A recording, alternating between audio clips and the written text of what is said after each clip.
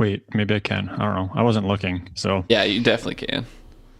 I mean, Walters can probably request it, but I'm sure you can just make it a setting to allow it.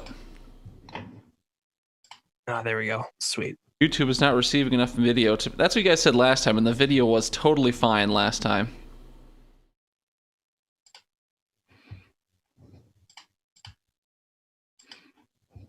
All right, how do I not make you full screen, Walters? Because that's slightly inconvenient for me. There we go. Perfect. All right, and I'm posting on Facebook. Not that anyone's going to come join the stream, but at least give them the option to.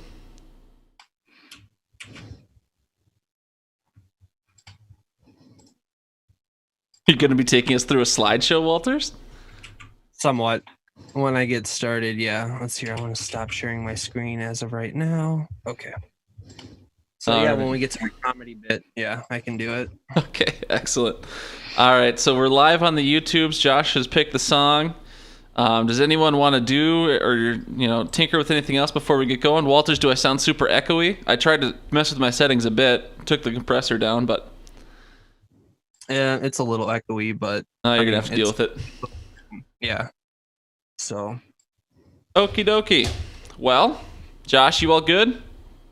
No. Oh, shoot. Okay. No, I'm fine. Yeah, go for it. Walters, hit me with a zest real quick, and Josh as well. Zest. Oh, beautiful. Get out. He's trying to outdo your zest, Josh. Okay, I'm pretty sure everything's good. I don't know. We won't find out until too much later, or we won't find out until we're all done, but I hit the record button, and that's officially working, so at least the audio will be good, if nothing else. And... Ooh, it's gone.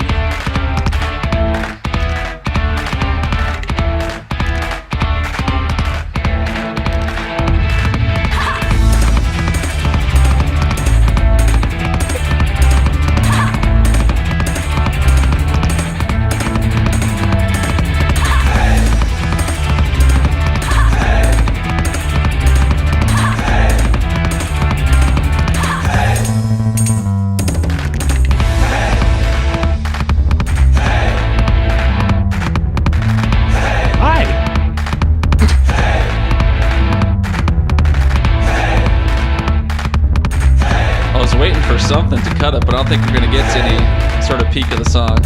Maybe right here. The entire song's a peak, Gar. Yeah, I guess. All right. Hello, everybody, and welcome to the Hidden Oaks Overdose Football Fix podcast. I am one of your lovely hostesses, the Garlic Johnson. We are joined by your other lovely hostess, the Joshua Mitchell. Josh, say hi to the folks. Howdy. God, you look greasy as hell. All right. For anyone on the video, Did you can get the also... pony? Oh, I did not. Holy. All right.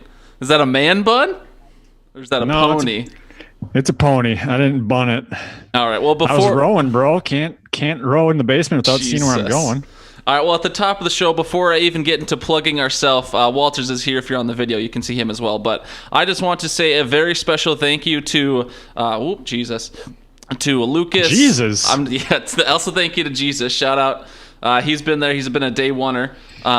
But thank you to Jesus. Thank you to Lucasulli. I'm not exactly sure to pronounce that name. Thank you to Eriks Kesteris, Brian Knoop, Wilbert Schultz, smithau, and a special thanks to Jack Vickers. So I sent out a request for the Dynasty League for some amateur draft graders, and I don't know if they were personally doing me a favor or if they were bored in quarantine or what the exact mix is of their motivations, but they definitely came through for us. We really appreciate it. We had 6 draft graders, were the 6 people I listed, and then Jack Vickers went above and beyond and gave us an over 7,000 word document breaking down all our Dynasty teams and their outlook as it stands. So special thank you to Jack, but thank you to all the volunteer draft graders. You blew me away with your participation, and I greatly appreciate you. I put the call out and you came through.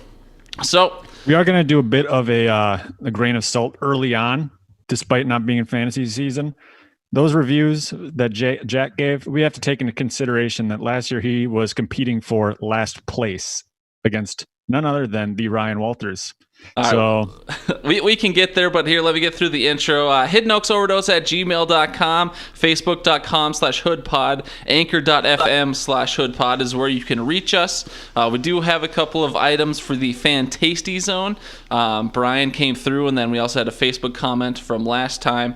But if you want to leave us a voicemail or a comment or an email, that's where you can find us. Segment start times, as always, are in the description below. Levi Oki illustration. Thank you so much for the beautiful art everyone can see.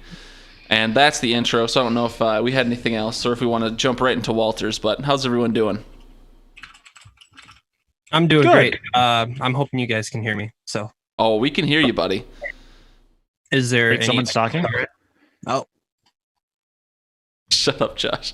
Josh is what we would he's being what we would call a troll in the internet sphere currently. Yeah. So how was Rowan, Josh? How long are you gonna let that hair go? Even if Minnesota opens back up by like June-ish, are you gonna get a haircut or is that just your new look? I think this is my new look. It's gonna get greasy. So I know Nikita's always like pseudo hated your facial hair. I don't know if that's a playful thing or if she legitimately hates it, but how does she feel about the luscious like rock star look? Oh, that is something that she is not the biggest fan of, but she's gonna have to deal with it. Are you going like a lead singer of Nickelback type of look or what? Lead singer of Nickelback? No. I'm going for the I'm stuck in quarantine and the world is ending kind of look. Okay. I'm almost getting Chris Hockey vibes looking at you, especially with the ponytail.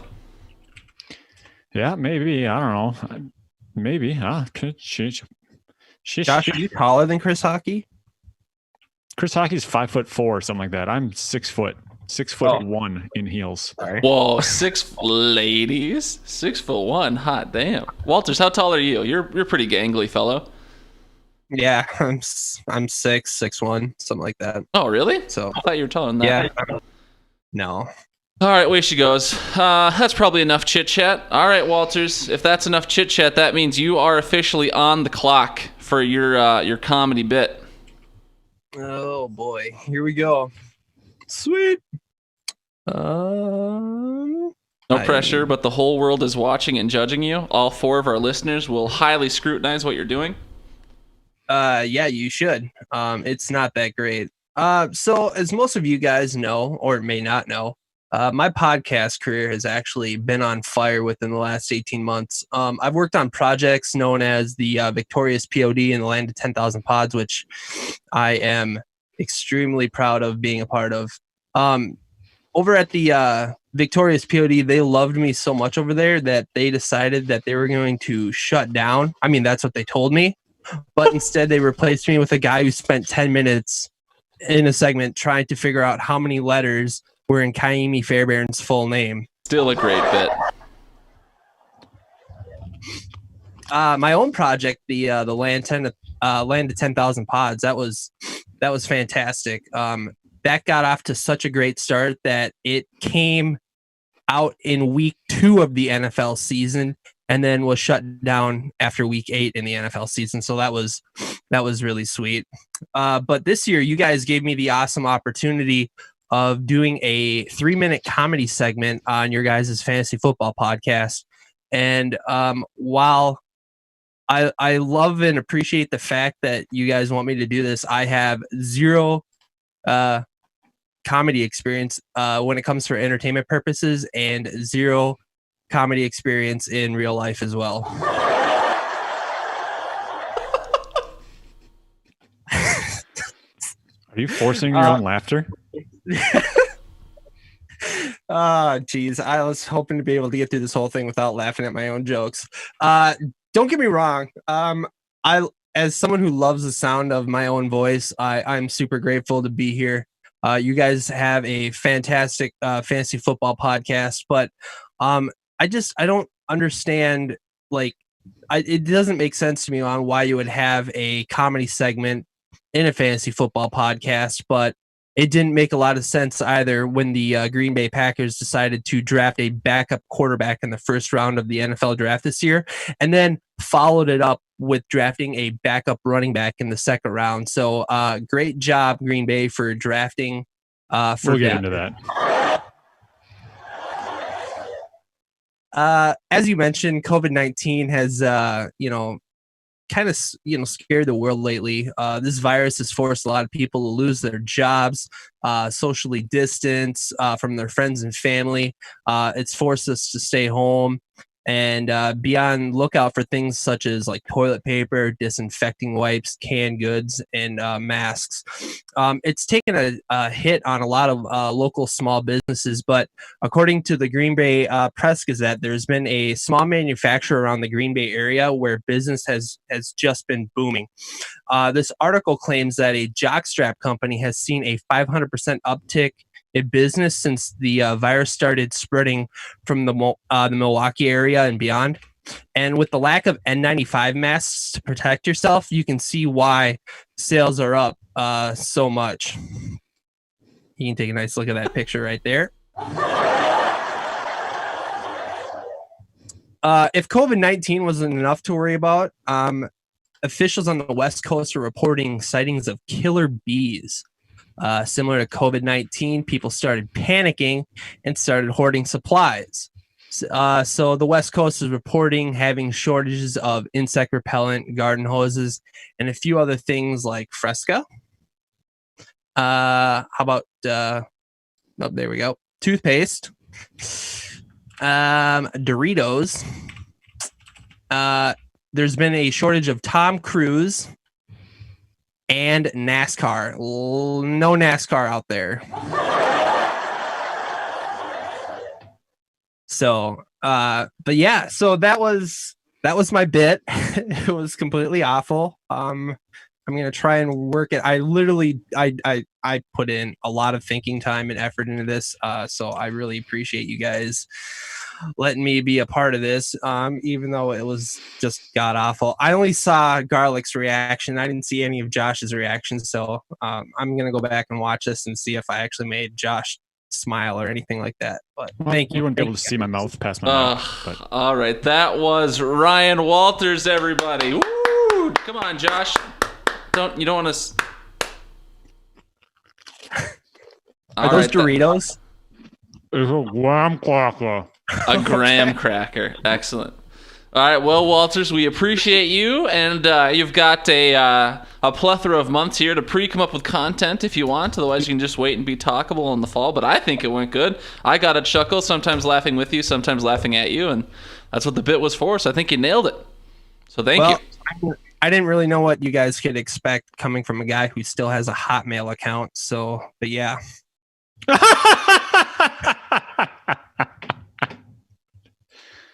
All right, Walters. Was that not part of the bit?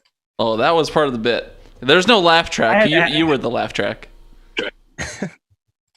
All right, thanks, guys. I'm going to go back and listen to your guys' pod, so have a good one. Live on YouTube, buddy. Peace out. Oh, Christ. So what do you think, Josh? Was that funny? Was that a failure? Somewhere in the middle? Somewhere in the middle. About to be what to be expected. Yeah, I think he didn't do a terrible job. He was definitely going for like a stand-up comic bit, no doubt. Oh yeah, a little bit visual there with the. We can work. Go ahead. Go on. No, we can workshop it with him, and and then kind of get it so he's comfortable with the process, similar to how he mentioned his podcast. So we can give him the time that he usually gets, and then just like his regular ones, kind of phase him out. Just maybe he'll go on for a couple weeks, and then when he runs dry, just kick him to the curb. Is what you're saying? Yeah. Perfect. All right. Well, that was Ryan Walters, everyone. Big shout out to him. Appreciate him. He is the head of research and development. He is also the interim technical director, although he didn't do anything for this show, so I don't know if he deserves that title yet, but hopefully by the fall he'll be making us sound, to what he says, spectacular. I don't have a trained ear for audio, so I don't really know how to differentiate between great and average sounds, but apparently he does, so he's been looking into that a lot. All right, Josh, let's move on to the FanTASTY zone. What do you say? Yeah, I'd say that. I'm trying to figure something else out right now. Sure, no, you're good. Not necessarily giving us your full attention. That's okay. The FanTASTY Zone. Unfortunately, up in DL, I have not been able to find yet the strawberry Arnold Palmer, but I do have the classic Arnold Palmer, so we'll go ahead and give that a little, still as crisp as ever. Delicioso. I've also got some, I'm a sucker for cinnamon rolls, so I've got some little 2-bite cinnamon rolls. These things are delicious. I'm a big fan. I picked them up at Holiday yesterday along with the Arnold Palmer, so that's what the FanTASTY Zone is brought to you by. Josh looked like he had a graham cracker too as well, so. Yeah. But for news here in the FanTASTY Zone, just one little tidbit I threw down, which I thought was interesting. Pass interference will officially not be reviewable in 2020. Josh, do you care about that? Is that for the better? I think it's for the better. Yeah, it got to be silly. I mean, we had to deal with it with the Vikings-Packers game early on a touchdown getting called back. It depends on the ref. I mean, if the ref was, had a rough morning, they might just throw a flag and then just not overturn it despite, it needing to be overturned and vice versa. And yeah, so I think that's a good move forward. But come, week 3 of the NFL season, when the Packers get screwed by 6 pass interferences in week 1 and week 2 together, it's we'll see. Sure. Yeah, I mean, these refs are humans. I liked the fact that it was reviewable. Maybe not. I mean, I like that it was reviewable and challengeable, but at the same time, I know last year I kind of waffled on it, but after seeing how last year went, I'm now a big proponent of this. We're not going to talk about refs too much, but I'm personally a big proponent of the Sky Judge. Just have one more set of eyes up there, and then still only giving everyone 2 challenges a game, but making everything reviewable. So if it's a bad PI call, a bad offside call, a bad whatever call, you get 2 challenges. You can challenge whatever you want. So that's what I think would be the optimal system. But I think the coaches should have to arm wrestle. The winner of the arm wrestle wins the challenge. I mean, the coaches, I'd say, are pretty unequal. There wouldn't be a lot of parity. I could see like a rock, paper, scissors or something. I don't know about arm wrestling. Or maybe just get fucking swole. Yeah, well, I mean, like Mike Vrabel. I would immediately start writing to the Green Bay Packers to hire Dwayne Johnson as a technical advisor or something. Wait, it wouldn't have to be the head coach that arm wrestles in your scenario? Head coach of the technical advisor. I don't know. Maybe. Well, just because otherwise you'd be sending LaFleur out there to arm wrestle. Not that he's an out of shape man, but I don't see him winning too many arm wrestling bouts. Yeah, probably not. We'll hire Mike Vrabel. God, dude's such a meathead. All right, moving on with the FanTASTY Zone. We did have some beautiful fan interaction. So first one came in from number 1 email contributor. We still don't have a good moniker for him, but Brian Knoop. He emailed us after the show 2 weeks ago. He said, "Imagine my dismay when you decided to go to a 3-man bit and I wasn't even contacted. My qualifications include 2 years in radio, current freaking contributor. I work cheap. Seriously, it was nice listening to you guys spewing nonsense again. Go with the top 5 list instead of Homer results. I care more about your favorite snack cake than rehashing the Vikings/Packers game that all the other outlets are rehashing. Love the Grum."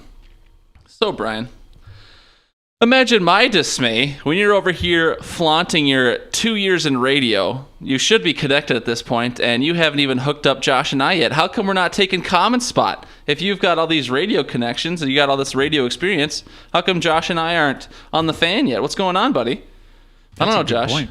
Yeah. So I mean, he's over here dogging us for not being on the Zoom call with us. But where's our hookup, Brian? If you love the Grum so much, put us on the fan. Even more people will love it. Unbelievable. Or put us. What's the lowest local radio station you'd be willing to go on, Josh? Obviously, you know all the big ones, but we've got a couple of lower ones as well. What's the lowest local radio station you'd be willing to take a show on? K-Fan. That's the lowest? You wouldn't want common spot? Go home. I don't even think. I mean, I think we'd be. Yeah, I think we're about to take over for Dan Barrero. We're taking big ticket. Big ticket. Oh man, those are big shoes to fill. He's been big ticket for 23 years?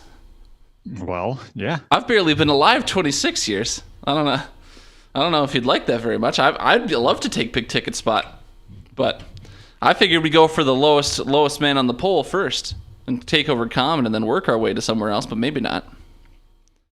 I guess. Anyways, Yeah, Brian. I mean, if we're doing lowest man on the poll, wouldn't that be noon to like 9 to noon? Well, everybody's already at work at 9 to noon. I mean, people are at work from 12 to 3. No. And PA's the voice of the Vikings, Josh. Oh, sorry. That's important. I mean, I guess. Anyways, Brian, you can keep emailing a guess for now. So that's the best you're going to get. All right. I believe next chronologically was Andrew's comment on Facebook, and I totally was prepared, and I totally had this up in front of me, so I'm not scrolling through our Facebook right now. But here we go. I got it. Great first pod, he writes. Josh, if you haven't... Oh, my God. I'm going to have to zoom this in.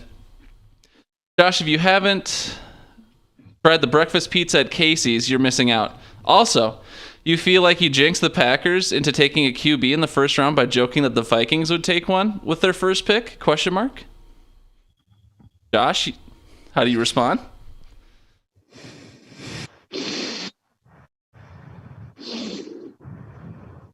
Maybe. So how do you respond to the breakfast pizza bit? Are you a big Casey's breakfast pizza guy, or are you missing out? I want to have a muffin. Well, muffins are amazing. You've only had the muffins, huh? Mm-hmm. Why are you limiting yourself to just one thing?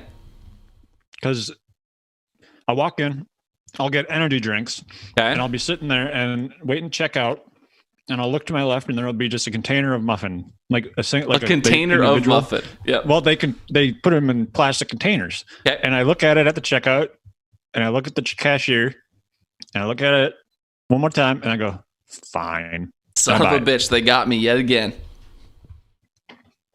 Yup. So the only thing you get from Casey's are energy drinks and muffins.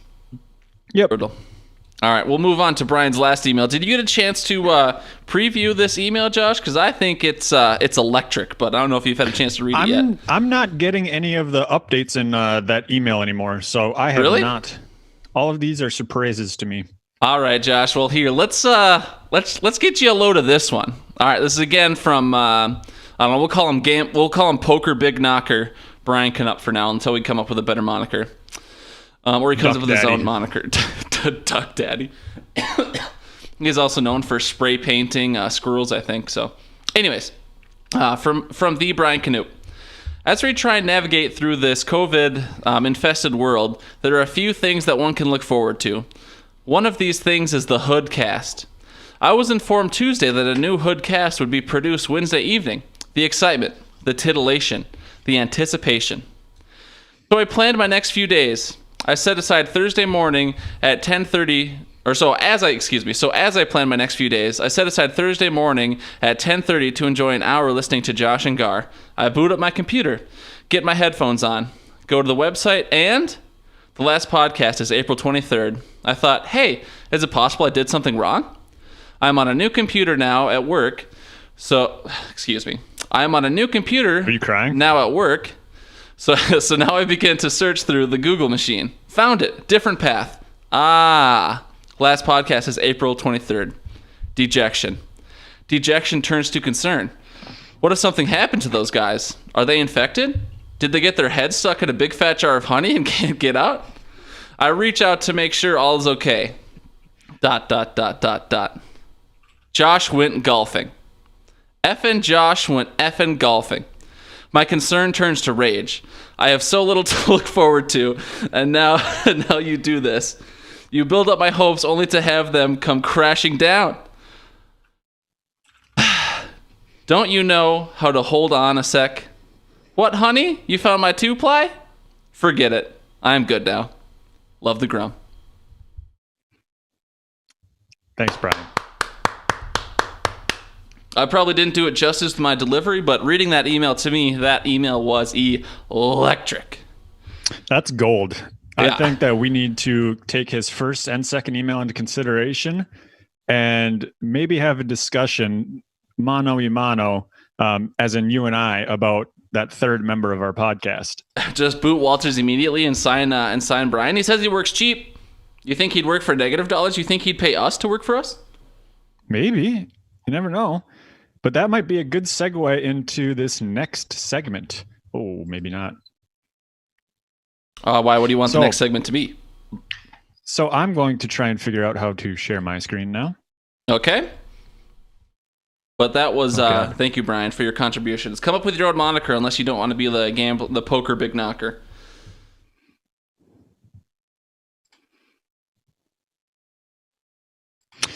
How you doing, Josh?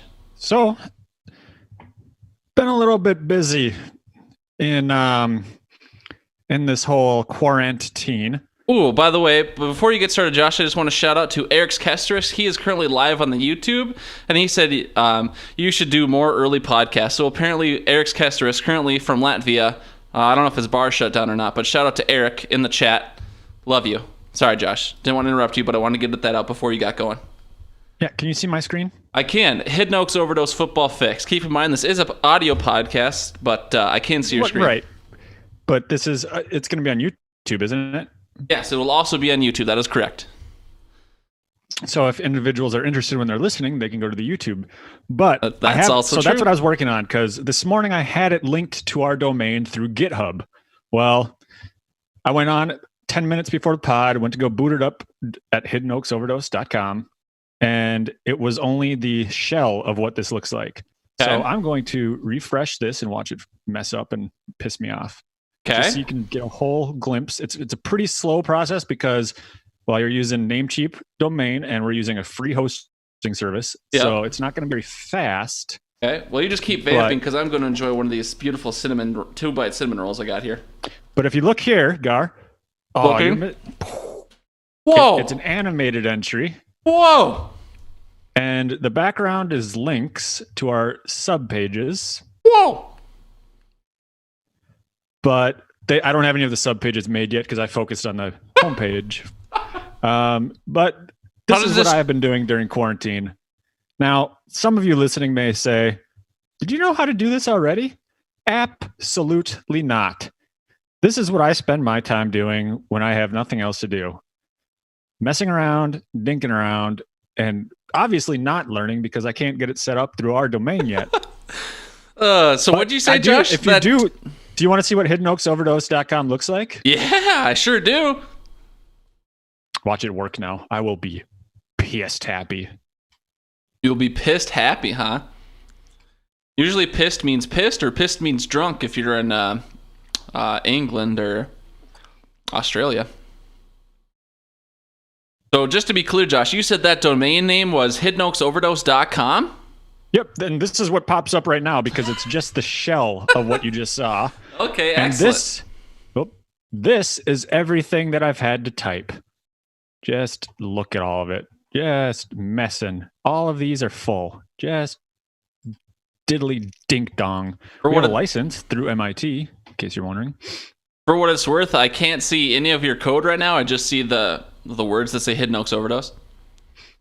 Oh, yeah, that's because I'm only sharing that part of the screen, I guess. Whoops. Well, all right, well, I'm done sharing because I'm dumb. Okay. But so hiddenoaksoverdose.com, is that going to translate well to mobile? Because that looks like a really good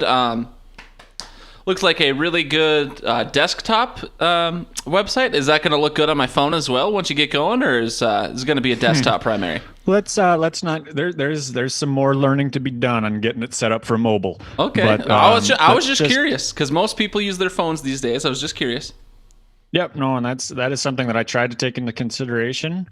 But yeah, we'll see if I can't get it up and running here today or this weekend sometime. I've got a puzzle that's calling my name too. So well, all right. So that was the Josh's little segment about the website hiddenoaksoverdose.com. If you go there right now, you'll be disappointed, but hopefully by football season, she'll be looking slightly better than that. And Josh is doing all of it, so I can take no credit other than buying and paying for the domain. So shout out to Josh for his coding work so far. Josh, let's move on to the real NFL draft. And we're not going to go too deep here because... and we're done. Let's talk about something different. I was just going to say, this is already 2.5, 3 weeks old, so we don't need to rehash everything here. But obviously, these podcasts are for us, so we're going to share our thoughts a little bit. starting with me, because Josh put me first, I do have some Packers-related thoughts, but I think those make way more sense to share once Josh has talked about the Packers, so I'll save those little nuggets until later.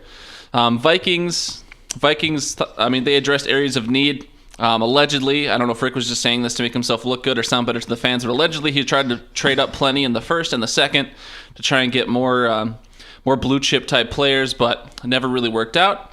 However, the consensus amongst most of the experts is that the Vikings got really good value with all the draft picks. So Justin Jefferson kind of fell. Gladney was more so right on par with where he was, although we were going to take him at 25 and then traded back to get him at 31. So some more value there.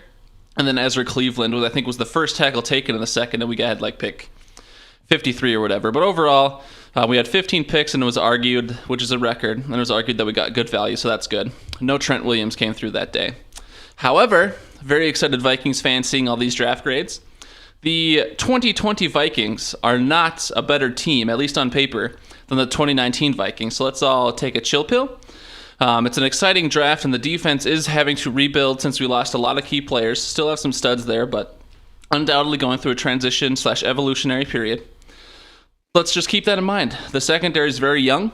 All our guys in the secondary, or all our cornerbacks are going to be 3 years of experience or less. Might have a couple starters that are rookies, so we'll just see how that goes.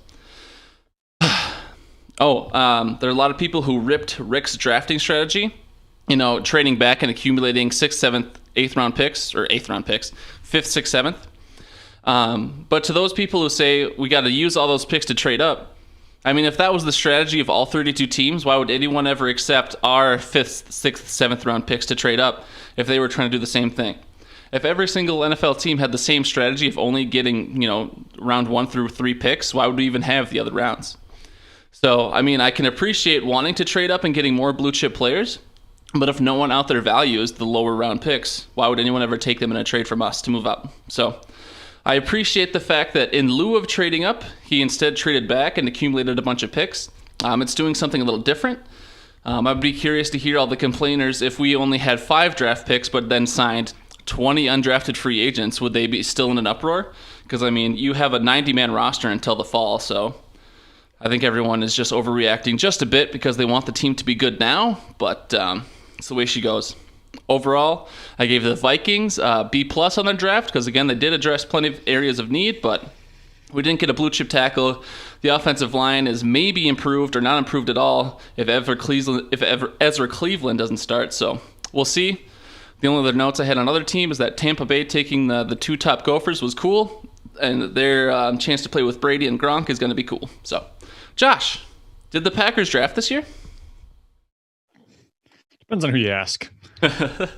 We will get into that. I will say that I'll go to my Vikings stuff first. Sure. They took their Treadwell replacement since you guys lost Treadwell this offseason. Yep. Justin Jefferson. He was one of those guys that Green Bay subreddit was definitely clamoring for to trade up and try and get. The second that you guys took him, they turned on him instantly. Not that he was a bad player. Come or on, anything, let's get but Jefferson. Let's get you. Oh, the Vikings took him. Fuck that guy. Yeah, no, pretty much. But he looks like he could have solid production. Looks like he could be a solid wide receiver. Said the same thing about Treadwell when he got drafted. And I know you and I were exchanging some messages back and forth, but first round wide receivers for the Vikings have not panned out as well over the past few years. Since a guy that some people know may have heard of, Randy Moss. Never heard of her. Yeah. And then Zimmer got his corner. We all know how much he loves them. Best draft on paper with the 15 picks, but obviously got to play the games. A lot of those picks, actually, I don't even know, but I feel like there was there's been a sense that the Vikings defense is aging, and they're going through to try and replace that. And so they could be starting that rebuild on that side of the ball. They've already kind of got a solid foundation of young guys on offense that have been in the league a couple of years. So that's going to be interesting to see because Vikings obviously known for their defense. If they trudge out there with a, 2012 to 2019 Green Bay Packers defense type caliber, it'll be interesting to see what Zimmer does and what happens. But that's not to say that they're going to instantly drop off to that bad. But it is something to consider when there is a rebuild going on one side of the ball. Green Bay's draft. Gonna get good. Well, if you could see my opening note here. Ha, ha, ha, ha, ha, ha. I'm fine. I promise I'm fine. All caps, lots of exclamations. Do you see my second line there? I do see it. I don't know off the top of my head what button it is. I can just start pressing around, I guess. Oh. I was checking the Nope. There they are in the draft room. Rotary girder. I'm retarded. Yeah, sorry. I like I said, I'm not in a good setup right now. I'll need to get a desk for the fall, and I'll probably have like a little easel or something that holds up all the different shortcuts. But right now, okay. Well, yeah. So obviously, initial reaction. I'm kind of speechless right now because it's just like I don't want to talk about this. Initial reaction was, "What the hell are they doing?" And you and I exchanged a few messages back and forth about the negatives and the positives of it. Trade up for a QB, RB in the second, and then they had the nerve to show Matt LaFleur smiling on camera. the biggest shit-eating grin I've ever seen. Yeah, he's in there. He's just like, let's just troll him. So after the 24 cool down on, so after the initial day moving forward, trade up is still bothersome. I don't know why they had to trade the 4th round draft pick to move up 5 spots for him. Rumor has it that there were some teams looking at getting Jordan Love, jumping ahead of the Packers just because they want somebody to kind of groom and work on as well. But in the end, Green Bay was the one. They moved up and grabbed him. Grooming a QB with arm talent while an aging veteran that still has some gas in the tank plays. That sounds a bit familiar for Green Bay. Not sure if you've heard about that happening and being successful in that for that team. Never heard of her. His college stats are a bit skewed. I know people were throwing out there that his last season was just atrocious for the number of touchdowns to interception ratio. But he was playing with backups from the Academy of the Blind for his final season. And so he had a lot of interceptions, but a lot of his wide receivers could not get separation. And so it was, difficult. Dylan in the second hints that Jamal or Aaron Jones are going to be somewhere else next year. I mean, with the cost of Rodgers' contract, trying to rebuild the defense with free agents now, and then how running backs are getting money now, it's very difficult to see both of them staying since they're both in the rookie class. They're both in their final contract year. And so I'm going to guess one of those two is gone. It's most likely, unfortunately, going to be Aaron Jones because he's going to be the hotter commodity. I would be happy if they kept Aaron Jones. But one of those two is going to be gone. Taking an RB in this, taking Dylan allows for him to learn the system, get up to the speed without having the pressure of number 1 RB on a team, or being the number 1 RB and faltering there. So he can learn behind guys who know the system and then come in. He's a Derrick Henry type runner. He's fast and he's big. Which I think is going to transition, which is what the offense is transitioning into, is more of a Tennessee type offense where Rodgers can do work with play action and still command at the line when necessary, but not making him throw the ball 50 times a game. Is there any particular reason you compared the big running back to Derrick Henry and not Eddie Lacy by chance? Yes, because Eddie Lacy wasn't known for his speed coming out of college. That's true.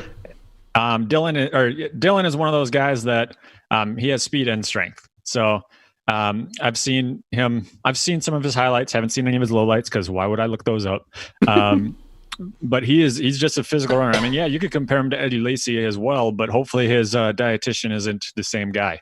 And so Kelvin Benjamin? I'm looking forward to watching him run in Lambeau during the winter because I mean that's going to be fun to watch because bruising running backs in the cold are always fun. After the first 2 rounds of they followed it up with a 3rd round liver killer, aka what makes me drink at night. Jim Kleinsasser? Yeah, not much of a pass catcher, but more of a, I could do this. Maybe not great, but I can do it type of guy. Kind of goes into what I was saying about them transitioning and moving that offense towards a run first, play action Tennessee type style. Because if he can get out there and block, he's going to do things that Jace Sternberger isn't necessarily going to do. They drafted Jace last year. He's more of a speed pass catching tight end. Fourth round, didn't have a pick. But the fifth, they got that linebacker Kamal Martin out of Minnesota. Injury risks. So apparently we're just going to trudge out their injury risk internal linebacking core with Kirksey and Martin. Why didn't you guys have a fourth round pick? We traded it for Jordan Love. Oh, sorry. I forgot that part.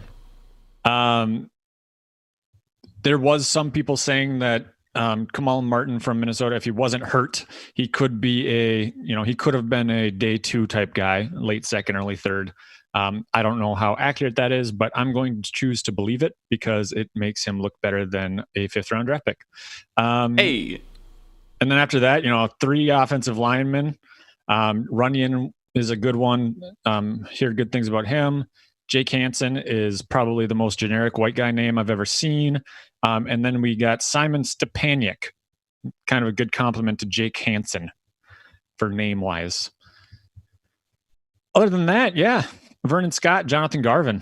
Those are the other 2 draft picks we got in the 7th. Whether or not they make the team, good luck. Gotcha. Walters was lighting you up in the chat just a bit. He was like, run first, play action style. Sounds like Minnesota's game plan. In short, Josh was avoiding to say that that Green Bay is mirroring how Minnesota wins football games. Oh, they win football games? What he said. All right. Well, so to each his own. To circle all the way back to my Packers-related thoughts real quick. So I wrote it down in my phone. I don't know why I just didn't put it in the sheet, but now I have to navigate to it. So I just wrote, to all the people crying that Rodgers needs skill players, would, all other things equal, would he have been better on the Vikings last year with Dalvin, Stephon, Thielen, Rudolph, etc., but with a shite O-line? Or would he have been better where he was with Aaron Jones, Devonta Adams, and a stellar O-line that some people allege hold constantly, but don't get flagged that much for it? So what do you think, Josh? Do you think Rodgers would have had more success, everything else equal, just transplanting essentially Rodgers to and from? Would he have been better on the Vikings last year or on the Packers last year?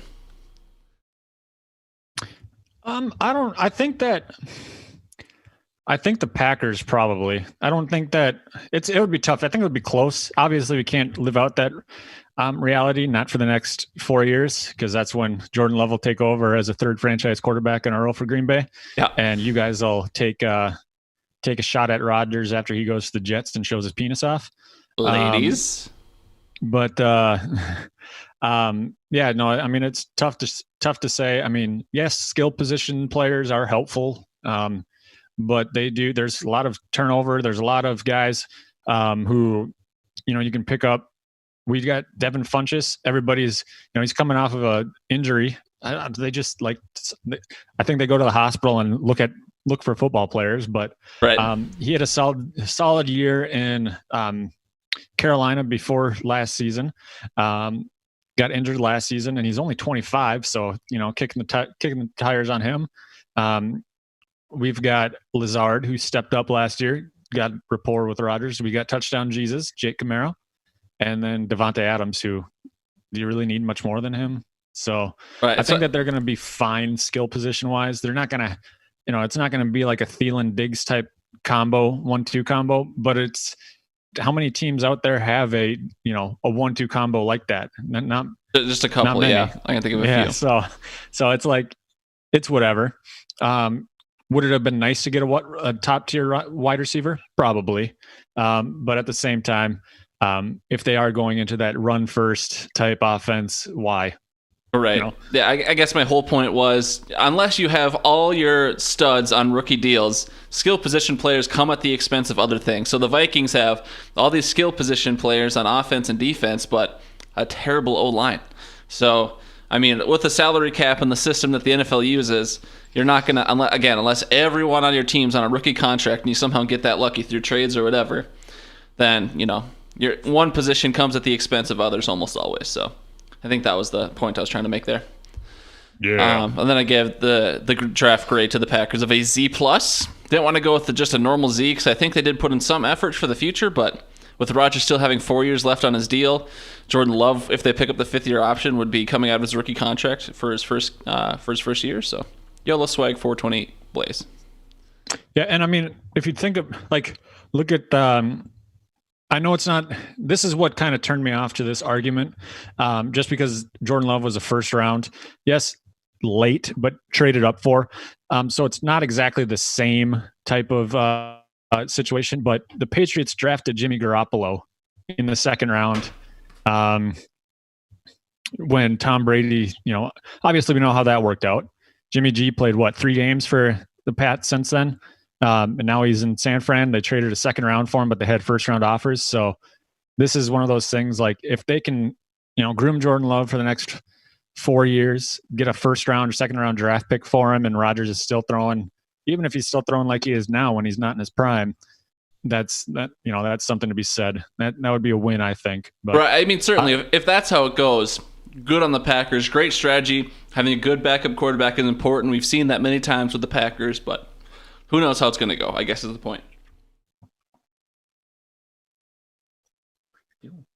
What you looking at, Josh? Owen came in here, and it sounded like he was snapping necks and cashing checks. All right, well, we are going to move on then.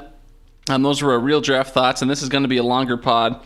Hopefully people tuning in have already realized that. But the NFL schedule release, we won't spend too much time on this, but the NFL schedule did release.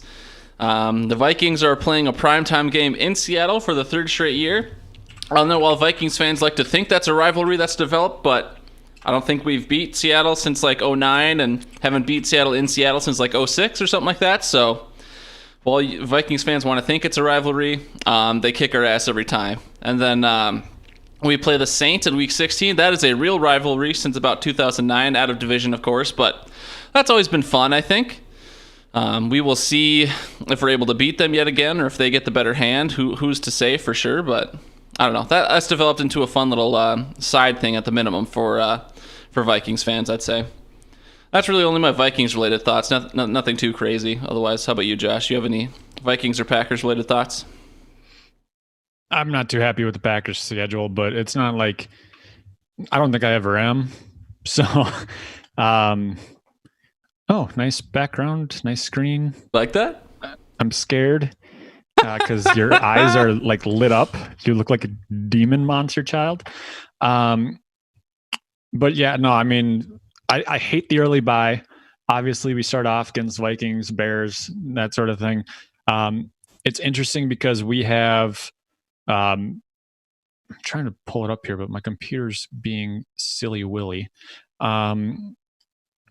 We have 6 home games, or no, 6 away games basically to start the season, it seems, and then we finish out with 6 home games in November and on.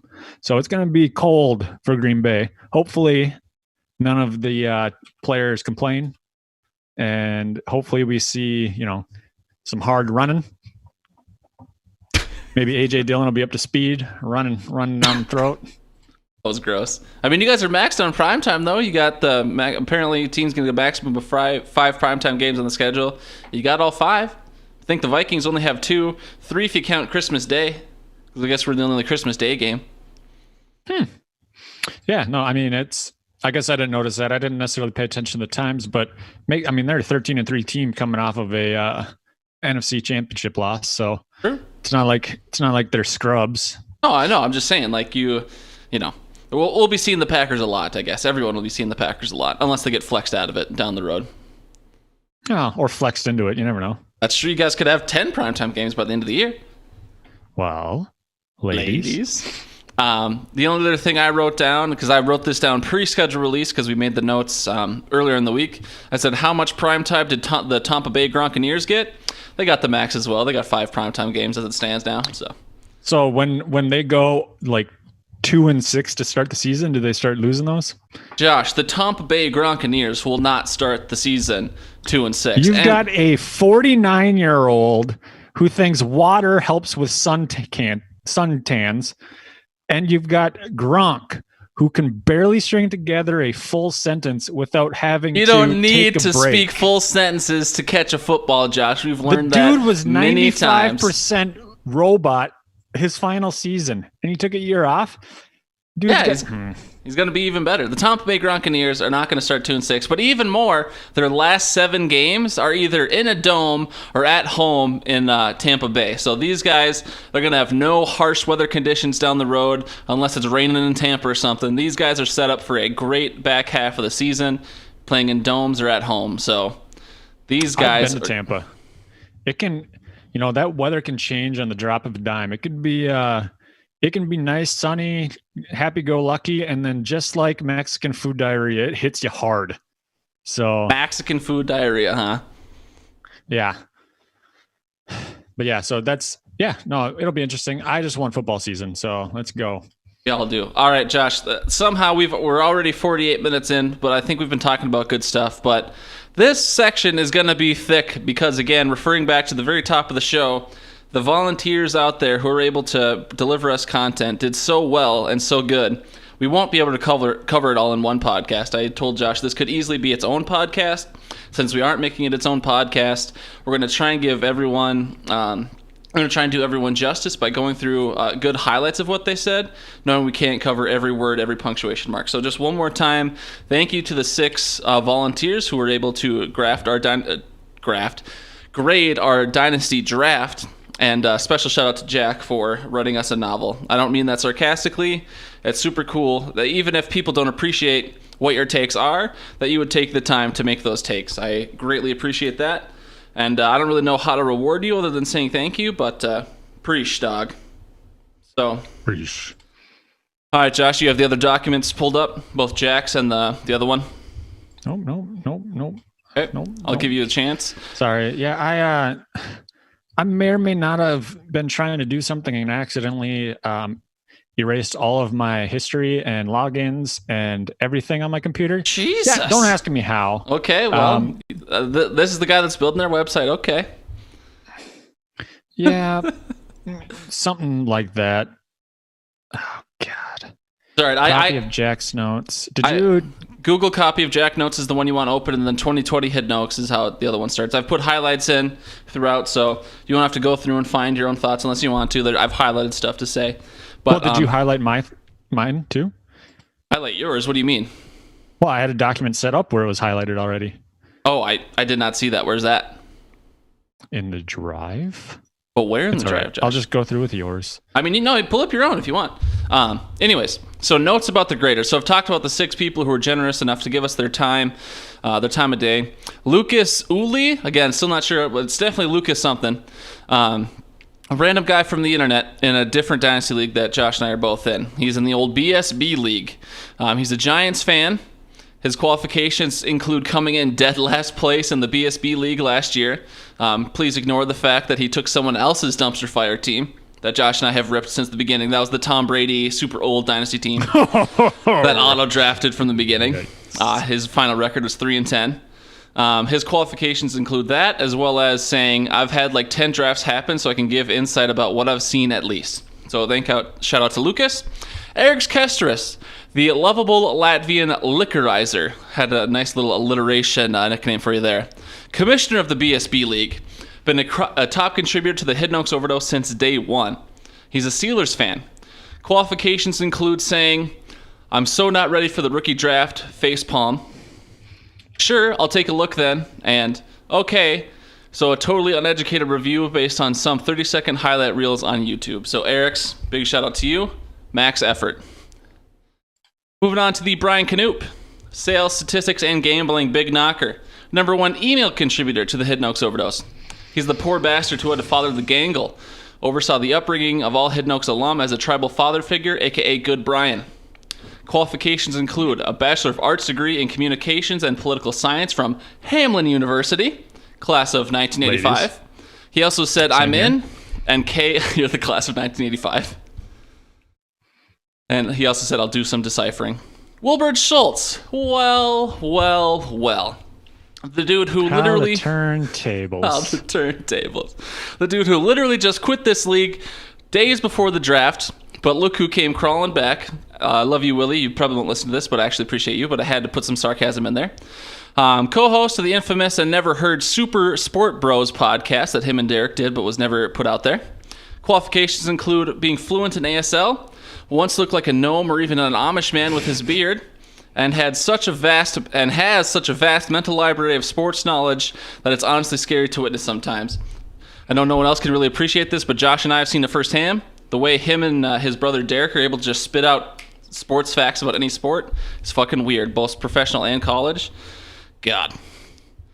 All right, Smith AU, another BSB League original. Another random guy from the internet, basically, but slightly less random than the first one. These guys are a lot nicer than the other guys on the internet I meet. Do you meet a lot of sketchy guys on the internet, Josh? You want to talk about it? No. You see their penises? No, that's disgusting. And I wrote, I know that at least one guy from the BSB League is from Australia, and he has AU in his name after Smith, so I'll guess that's him, but who knows and who cares? Qualifications include actually winning a Dynasty League last year, the BSB League, so if you're going to pay attention to any grade, it should probably be his. Shout out to him. And then Jack Vickers. The poor bastard is most notably associated with the dumpster fire of a city known as Coon Rapids. Enough said, sorry. He also co-hosted a failure of a podcast that lasted a full 8 episodes. He deserves a Make-A-Wish thing at this point. Qualifications include having to watch Tom Brady and Gronk leave for Tampa Bay as a Pats fan, and being okay at Madden on an annual basis. So those are your 6 draft graders. Keep that in mind. We won't go over every person's take for every team, but we will go over their grade at a minimum. Josh, are you ready? Do you want to hit up Hammerset, aka Jesse, first? Yeah, I always get confused with this just because it's still Hammerset. Right. I always think, oh, it's Hammer. Right. No, it's Jesse.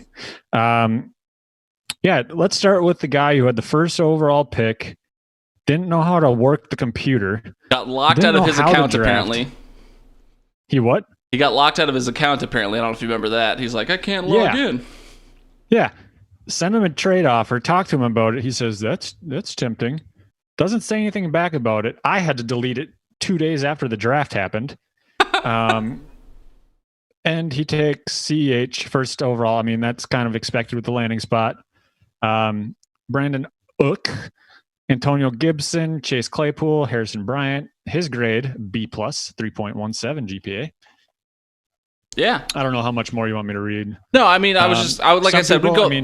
we go through all 6 grades at least, and then you can go over the highlighted notes, or that was my plan at least. Okay. Lucasulli said A. Should have taken Rager before Ayuk. No. Sequestrian said C+. Would have tried to swap first picks for some more picks. That's not a bad option. That could have happened. Brian Knoop said A. Best pick was the first. Hard to go wrong there. No reaches. Wilbert said B. CH is a solid first pick. Smithau, B+. Jack Vickers, C+. Sorry, I started reading non-highlighted things, and I figured, I should follow the rules. No, I mean, you can read whatever you want. I just tried to make it simpler.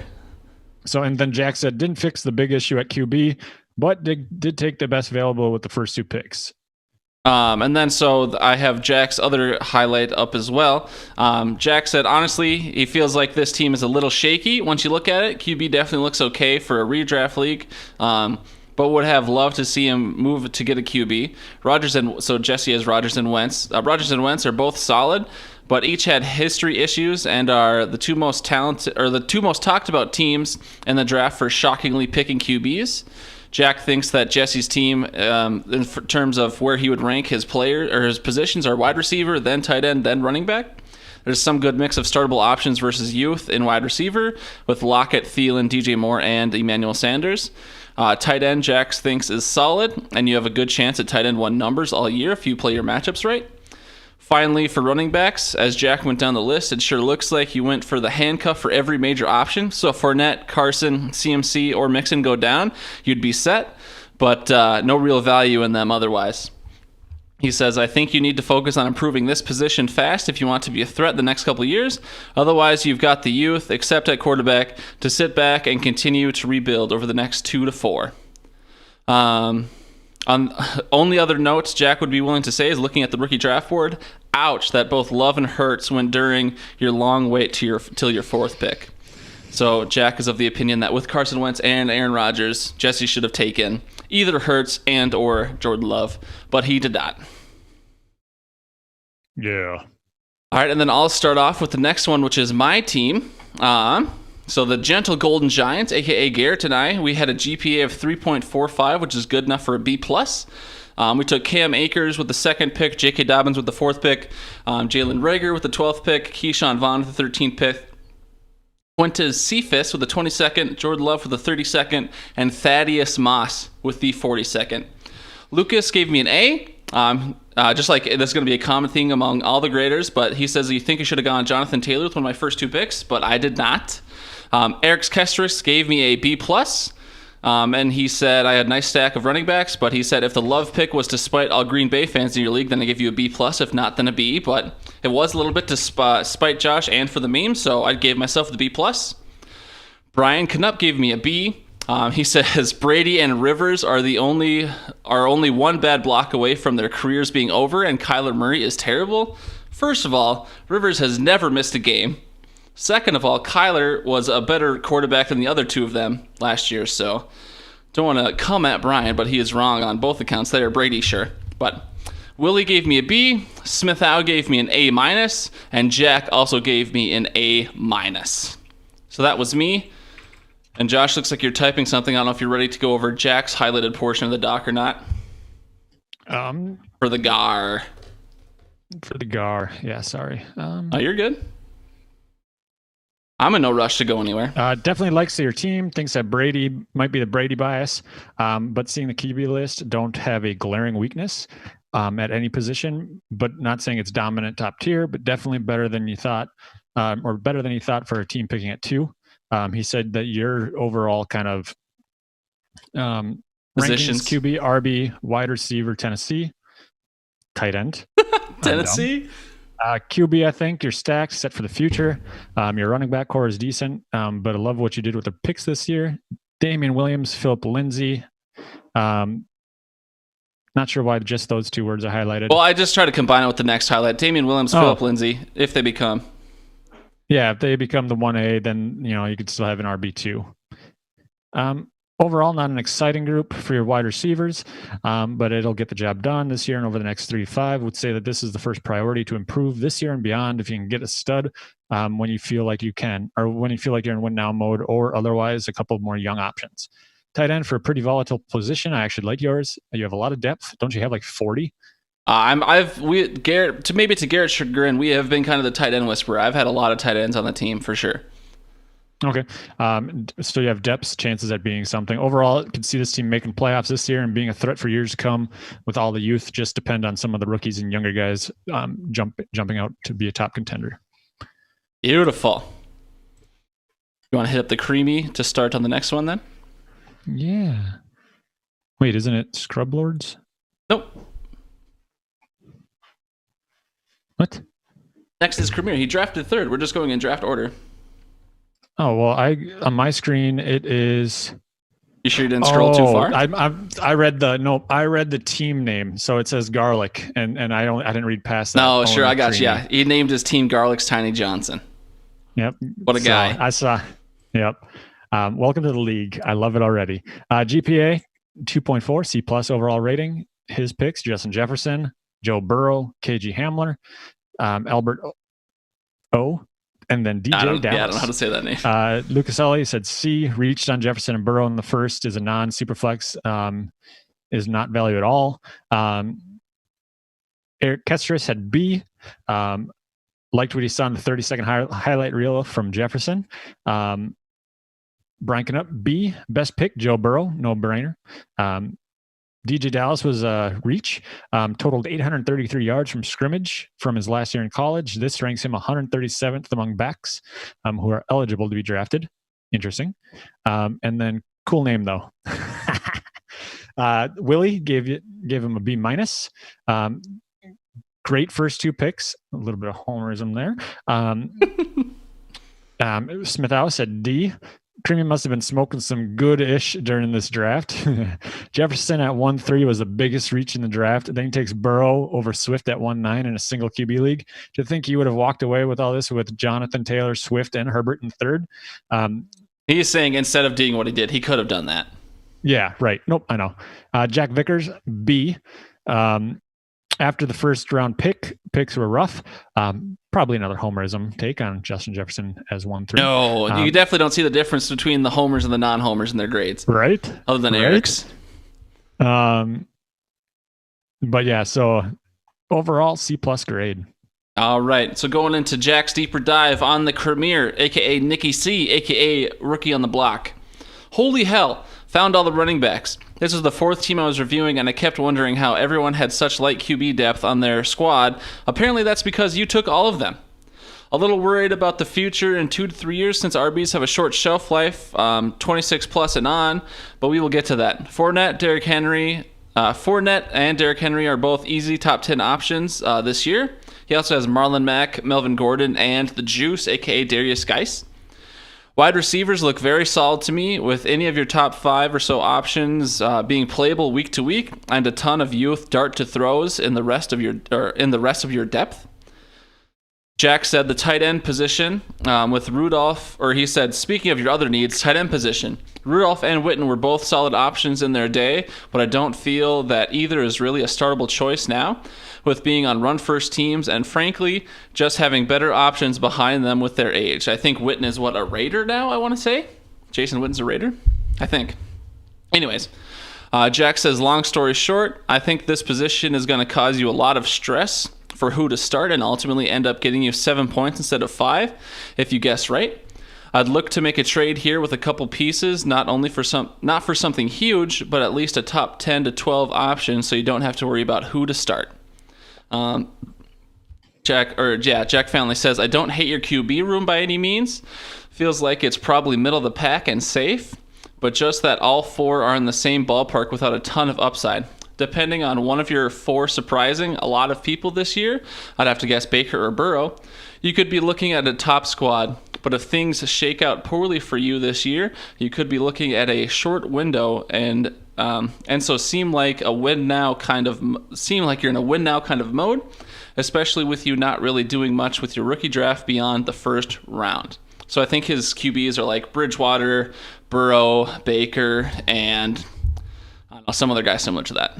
So that was the finale of Premier. I will start by grading the Scrub Lords, a.k.a. Swaney. His GPA overall was a 2.56, which is good enough for a B-. He did not have a first-round pick, so with his first pick in the second round at pick 14, he took Zach Moss, running back Buffalo. At 19, he took A.J. Dillon, running back Green Bay. 34 was Antonio Gandy Golden, who was a wide receiver, but I don't know why I didn't write what team. And then at 44, he drafted Bryson Hopkins, which is a tight end for the Rams. Lucas gave him a B+. Eriks gave him a C, just saying he doesn't know much about him. Brian gave him a C as well, said his best pick was Zach Moss.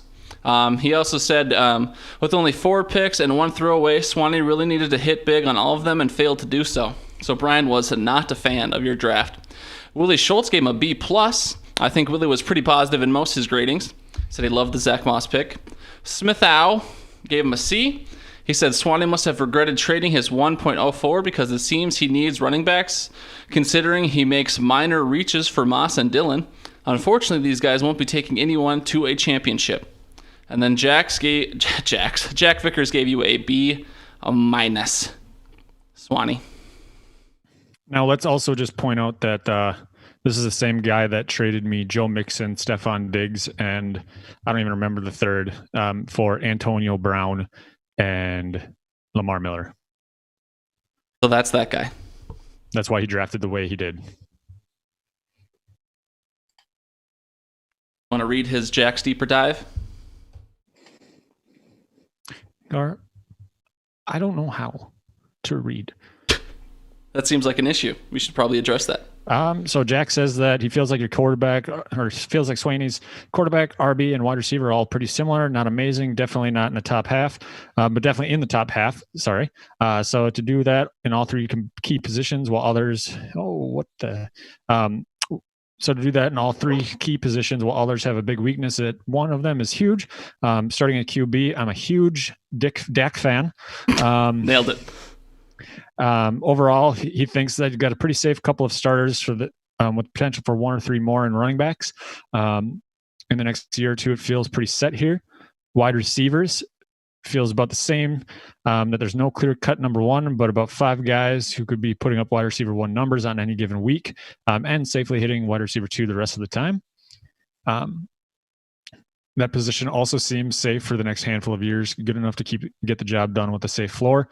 You'll be competitive week to week, just might not have the game-winning performance from either position you would hope.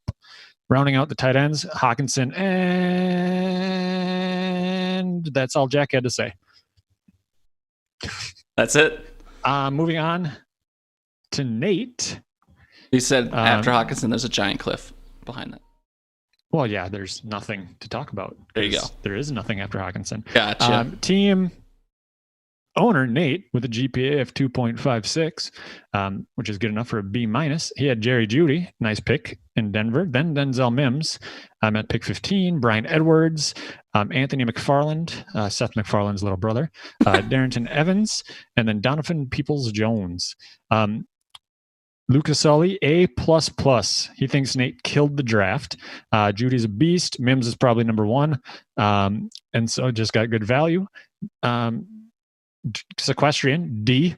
I've seen more than 30 seconds from Jeudy, and he doesn't like his running style. The legs won't last long. Also, too many drafted wide receivers. Brian, B. Best pick was Denzel Mims. Jeudy would have been an easy pick here, but likes the pick of Mims where he is. Reach, Donovan Peoples-Jones. Not sure how a 5th rounder is a reach, or 45th overall is a reach, but I guess I get it. What do you get when you have a wide receiver who's made 34 catches his last year in college and add him to the 3rd worst run organization in sports? You get a wasted pick in the draft. Brian just lighting them up. Pretty fair there. Willie Schultz, C. Jeudy and Mims, very solid picks. Smithau, B+. NateMN has Jonathan Taylor Thomas fall into his lap at 1.5 and passes. Doesn't even choose Lamb. Finds great value with each of his other picks. With Edwards and McFarland in the 3rd with phenomenal value. Sorry, Odin's trying to get underneath my desk and hang out. Jack Vickers, C-. 4 of the 5 picks went in the position you're strongest at. Good value at wide receiver, but doesn't understand your team a ton and would like to have an RB in the top 3 picks, and a tight end, and a 1st-round tight end and 3rd pick. Well, just to clarify, you said good value at wide receiver, but doesn't improve your team a ton. Would like an RB in the top 3 picks and 1st round, tight end at 3rd pick. I think is what he's going for.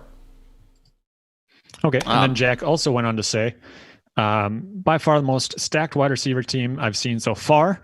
Doesn't know how you got with that kind of depth with wide receiver elite 1 at any other, with elite wide receiver 1 options at that position, but only assume looking at your team, it was the cost of any depth in the rest of the roster. RBs is insanely top heavy, which is why he's shocked he didn't focus here in the draft. Kenyon Drake and Chris Carson as your 1-2 is solid elite half punch. But beyond that, I don't see much hope. Yes, I know, 1-2 punch. You need some help here in the running back position and fast if you want to sustain the position. Wide receivers is insane. Not sure what more to say here. I generally don't know who I'd start each week. Maybe you could use one of them to trade bait or trade away a veteran option if they work out in order to get some help elsewhere. Tight ends, not going to lie, I don't love it. Hoping Irv Smith breaks out this year, or as soon as Rudolph retires, but he's still on a run for his team, and it's tough to find top 10 value here anytime soon. Feel like this team is an immediate threat and contender for this year, but is 1 injury away at running back and quarterback from missing the playoffs. Also very loaded at 1 position at the expense of all others. There you go. All right, so I will take on Prasky, a.k.a. the 3-headed dragon. He had a GPA of 3.33 from the 6th grade, which is good enough for a B+ overall.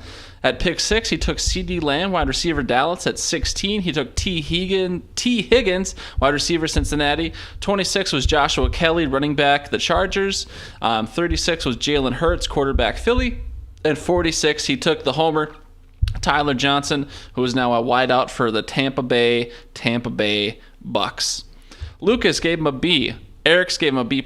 Brian gave him a B. Willie gave him an A. He said he loves the trio of wide receivers in Lamb, Higgins, and Tyler Johnson.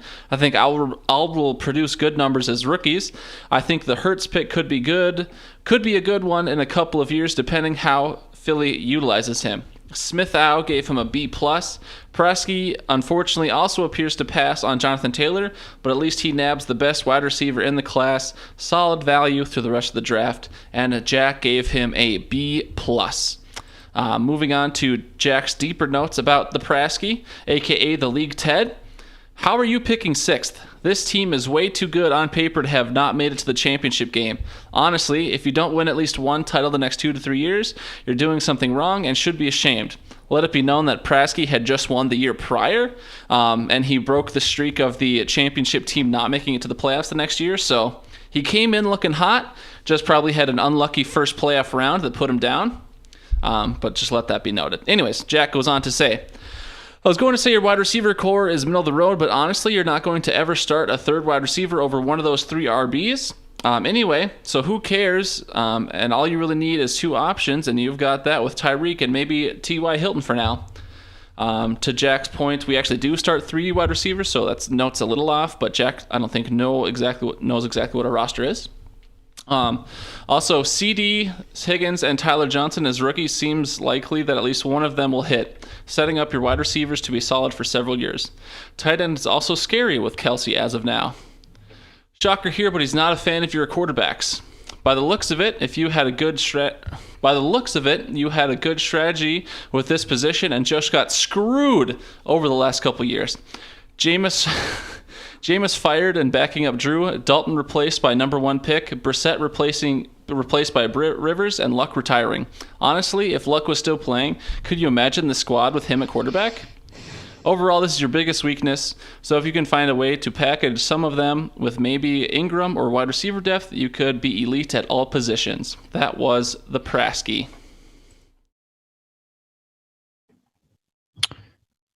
KevinBrown, GPA 3.67 A-. He's the one that got Jonathan Taylor, so I'm sure that there's going to be one draft grade that says finally. Then he took Tua, Lynn Bowden, Devin DuVernay, Van Jefferson. And let it be known, he auto-drafted Jonathan Taylor. He did. This man was golfing and apparently didn't know how to use the app that he used all last year. Yep. So when I read these compliments, just know. It's also worth noting, I guess we already did Nate, and he auto-drafted as well. Kind of. Oh, yeah. Kind of. Lucasulli, A. Kevin took Jonathan Taylor at 1.7, which already gave him a B+ in his book.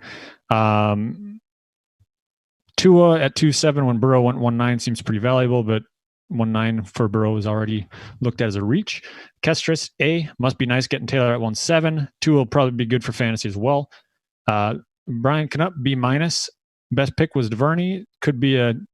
This could be Sod. Deal of draft, I think is what he's trying to say. Yep. No, thank you. Jonathan Taylor was a reach. Yeah. There was a reason he lasted so long in the NFL draft. Bowling balls from Wisconsin perform at a mediocre level at best in the pros. Wilbert Schultz, A-. Jonathan Taylor, Tua, Devin DuVernay, and Van Jefferson could all produce as rookies, especially Taylor and Tua. Bowden is the biggest wild card, but if used correctly, it could be a dangerous weapon. Smithau, A. Kevin had his prayers answered as he selects Jonathan Taylor with the best value at the draft. And then good value. Jack Vickers, A-. I just want to note that everyone here loved Jonathan Taylor except for Brian, who hated Jonathan Taylor. Right, yeah. Just interesting. No, I noticed that. Jack's deep dive, if my interwebs would load, for KevinBrown is that the team feels about the same at every position. No real weakness, but no real... Why do I only get to read the ones that Jack says that? I don't know. All 3 so far have been no strength, no real weakness. I feel like he just copied and pasted the intro to everybody's. Possible. Really like what you did in the draft. First 2 picks, taking Taylor and Tua, focus on some weaknesses. Not sure how this team has what it takes, or if it has what it takes to be competitive. So feel like building time, or it is building time. We'll be lucky to make the playoffs. QB-wise, like the number of options, especially if Cam ends up as a starter again. Josh Jacobs is a solid RB1, so you're set there, and you could get a lot of work. I think that you just need to find more depth at running back, trade for a couple options if you want to keep this position consistent. Wide receivers is the same deal, boring but solid. That's all he had to say there. Tight end's a toss-up. I like what you did pairing Smith and Walker to make sure you got a starter out of the Titans backfield. But if it's anything like last year with the tight end position, will be a disappointment. All right, so Josh, you're technically next. Do you want to do your own or do you want me to do yours? Because I did my own, or at least the first half of it. I don't care. All right, I'll do mine. Okay. Team, I heard Mixon hit a girly. Owner, me. GPA 2.61 B-. I'm already getting calls from the Packers, by the way. Are you? You're gonna take over Goot to Goont's job? Yep. Picks, I had number 8, Henry Ruggs. 18, LaVisca Chenault. 28, Devin Athiathi. 38, Eno Benjamin. 48, Raymond Calais. Lucasulli said C+. Ruggs is nice. Not sure about his fantasy relevance. Same for Chenault. Asiani before commit when New England took another tight end immediately after is mind-blowing. Remember Hurst and Andrews? Yeah, I do. I remember Andrews. Eriks Kesteris, B. 30-second highlight reel. That's his go-to line. Yeah. Said Ruggs and LaVisca will be good. Also don't want to give a C+ to a guy who has carry on because I've suffered enough. Appreciate it. Brian, D. Best pick, Eno Benjamin. Reach, Devin Asiasi. Third tight end. This was a third-round pick. Classic case of overthinking and assuming plopping him in a New England offense minus the GOAT will work out. This is a guy who caught 52 passes in 3 years in college. Ruggs will be a bust. I love Brian. I've picked wide receivers who don't have a history of catching many balls. Wilbert Schultz, B+. Got instant impact rookies in Ruggs, Chenault, and Asiasi. Love the consistency, am I right? Right. Smithau, B-. Should have traded out of the first. Nobody wanted to trade. What do you mean? I wanted to trade with you. I wanted Diggs. Yeah, but not to get me out of the first. Oh, sorry. You're right. Jack Vickers, B+. Maybe could have used some running back help, a tad more. Tad more than wide receiver, which I did with the first 2 picks. Either way, got decent wide receiver depth. Loved the first tight end off the board. Might have picked different wide receiver. Jack is a Pats fan. Right.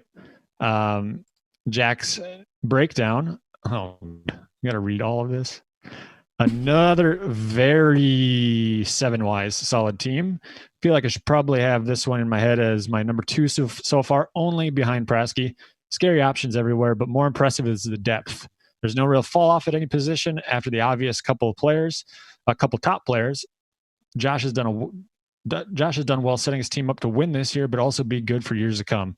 Guessing no 5-8 club for this league. Nope. QB wise, sure he was pissed about DeAndre leaving, but feel Breeze is a clear option for the next 1 to 2 years. Then Watson for 5+ with Gardner Minshew as a solid fill-in here and there. Plus, who knows what Belichick turns Stidham into, who's in my roster as well. Either way, position you probably don't have to work on. Position you don't have to touch for a while, which is nice. RB's solid. The only reason it's not better are some injury concerns. Not sure how Gurley's knee is. Honestly, the chances of at least 4 of these 6 RBs being RB2 or better is so high that I think your toughest part will be guessing wrong on who goes off each week. Wide receivers, shocker. Never would have guessed Josh would have both Aaron Jones and Devontae Adams. Love the shot with Josh Gordon, too. That's right.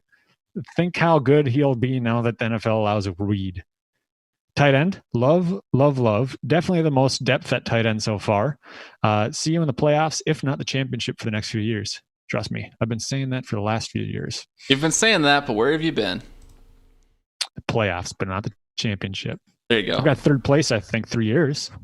That's not bad for a white guy. All right, I'll do the last 2 since you did 2 in a row. We have Kered, a.k.a. Derek, a.k.a. D-Money. He got a GPA of just 2.0, which is good enough for a C. His picks were, he didn't have a first or second round pick, so his first pick was 24. He takes Justin Herbert, quarterback for the Chargers. At 39, he took Cole Kmet, tight end for Chicago, so one of the 10. And then at 49, he took Joe Reed, who apparently is a wide receiver for the Chargers. Lucasulli refused to give him a grade with only 2 picks. I guess Lucas isn't a good reader because Derek had 3 picks, but he did not give him a grade. Eriks also did not give him a grade, saying that 3 picks isn't enough to earn a grade. Brian Knoop gave him a C. He thought his best pick was Justin Herbert, and he did not reach for anybody. So he gave him a C, and he said that with no first 2-round picks, it's hard to give him much higher. Willie, his brother, gave him a C. Hard with only 3 picks, but Herbert could be a good one down the road. Kmet, is that how we say his name? Kmet? I don't know.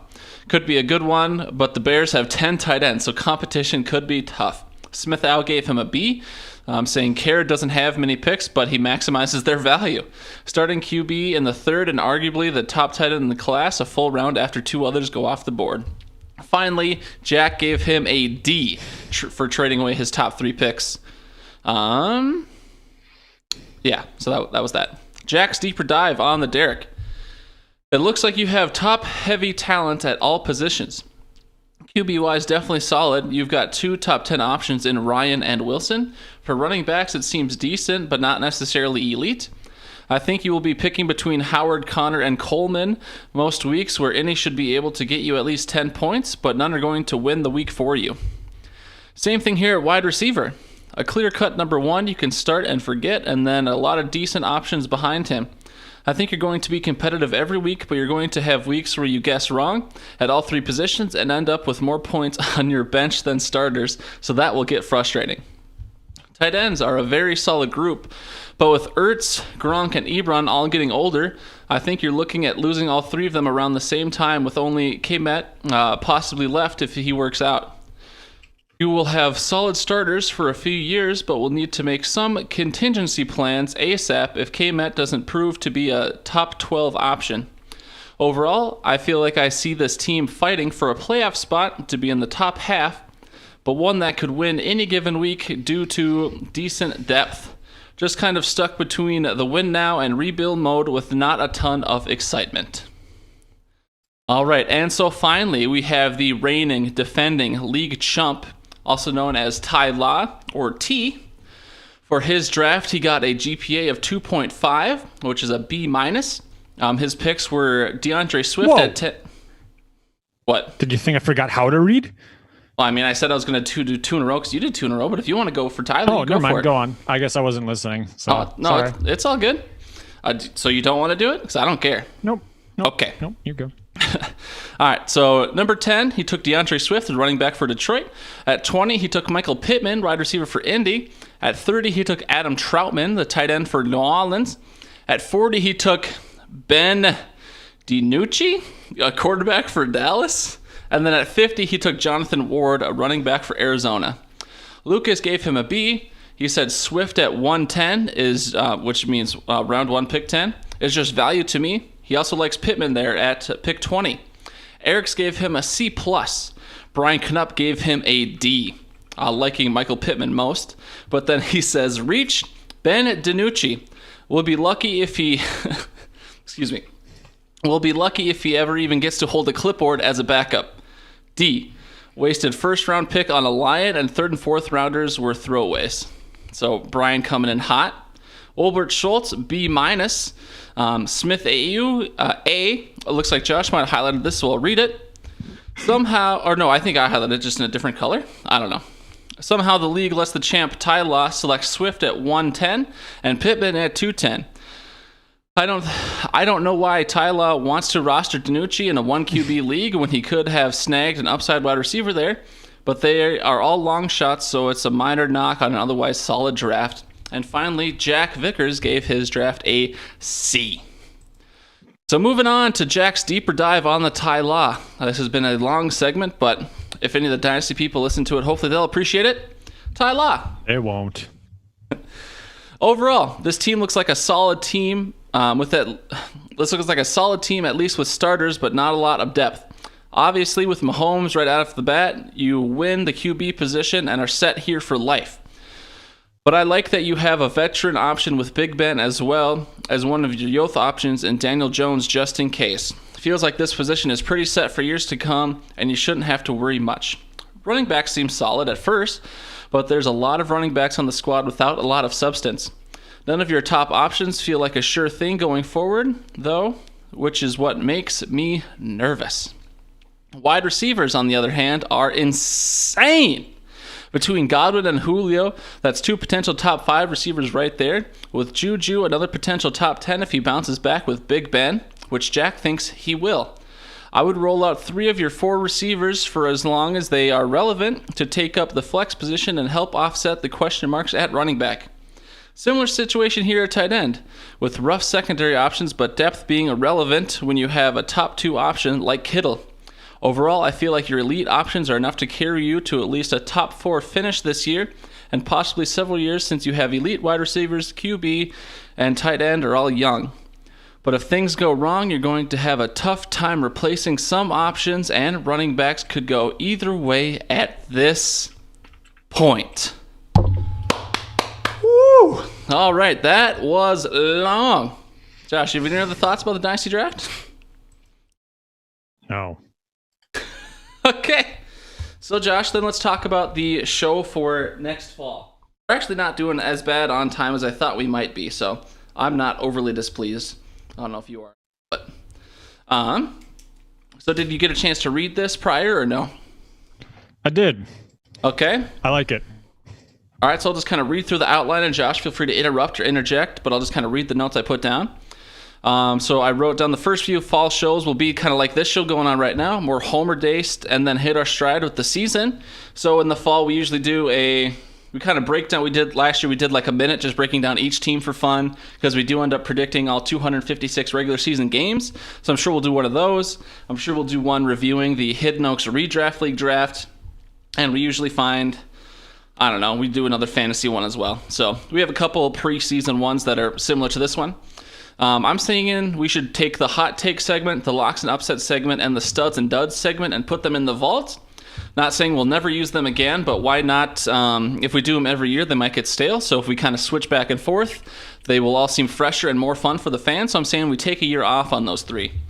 We added the Walter's comedy bit today. I think that will lead off our show after the intro.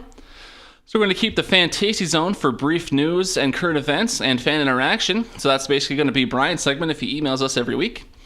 Get rid of homer results, watchable moments, the next week preview, and the tingles and jingles. And we're going to replace this with the 2-minute drill, aka Josh and Garb will get 1 minute each to talk about whatever they want from the week before, and 1 minute each to talk about whatever they want for the next week. So a total of 4-minute segments, but 2 weeks for the week before, 2 weeks for the week after. That will be the 2-minute drill. We're going to keep Fantasy Fun Time for now, and we are adding a daily fantasy league bit/segment. So we did studs and duds and locks and upsets last year. This year we're going to start up our own private daily fantasy league, and so that's where we will talk about that. I think either Walters and or Josh are going to commission that, because I still haven't looked up into it much, but we'll get that going for sure, whoever does it. We're going to still cover the redraft league. In the first couple of weeks, we learned last year that there's usually not much to talk about when we're just getting going, so we'll cover the highlights, maybe the top performers and the biggest blowouts, and maybe preview some exciting matchups. We're going to add the Fave 5 bit after the Hidden Oaks redraft highlights. So we're going to end the show with something non-football related. This will be just Josh and I coming up with Fave 5 lists, and we'll ask the fans to contribute theirs as well. So, like I said, it doesn't have to be football related. We could, of course, say our top 5 quarterbacks, our top 5 teams, whatever. But we could also do things like our top 5 breakfast cereals, our top 5 restaurants, things like that. So we'll just do a fun little top 5 list every week. So just to be clear, the new proposed outline is going to be the intro, Walter's comedy bit, the FanTASTY zone, the 2-minute drill, our fantasy fun time, the redraft league highlights, the Fave 5, and the outro. So that sounds good, Josh. Any other thoughts or? Nope.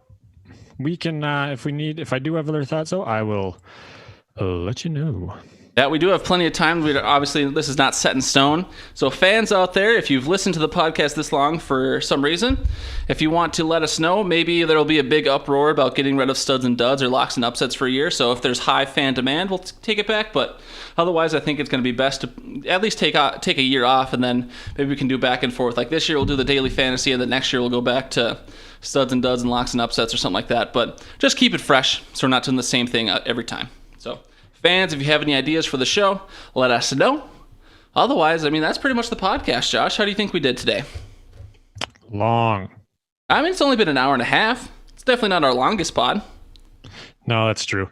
No, we did good. I thought there was some good interaction. It started off a little bit dry. Well, Walter's comedy bit dry. What do you mean? That was the top of the show. I know. I'm just teasing. But yeah, overall, it's a show. It is a show, and for some reason, a poor few saps and suckers choose to listen to it. I will say, since we're in the outro now, I will say one last thank you to Lucas, I'm going to forget the order. To Lucas, to Eriks Kesteris, to Brian Knoop, to Wilbert Schultz, to smithau, and to Jack Vickers. Thank you so much for contributing. We appreciate you. HiddenOaksOverdose@gmail.com, Facebook.com/hoodpod, Anchor.fm/hoodpod, and now, well, maybe by the time you listen to it or maybe by the fall, HiddenOaksOverdose.com. Josh's little pet project he's working on in quarantine. If things open up and he can golf a lot more, who knows? But for now, HiddenOaksOverdose.com. Feel free to check back periodically and see what we do with that. Love you long time, and bye. Bye. Well, the song's just not going to play, huh? That's nuts. There we go.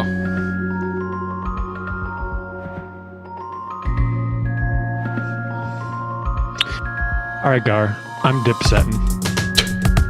I gotta get snacks. Snacks are the most important. Thanks, dog. See you later. Bye. What if I end the meeting? Is it gonna ruin everything? No, you're good.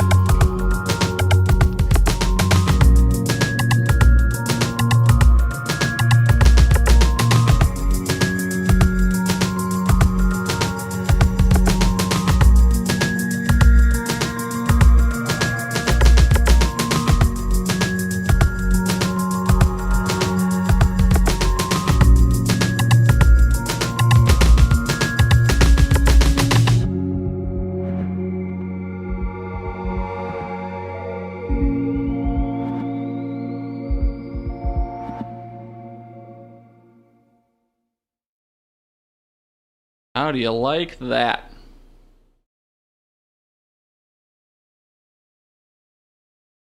Whew. All right. That was something. I'm still live on YouTube just yet. Gonna have to stop that stream. Everyone, thank you so much for listening. I appreciate your time. We will see you again in the fall. Always reach out to us on all our platforms. Love you long time. Bye.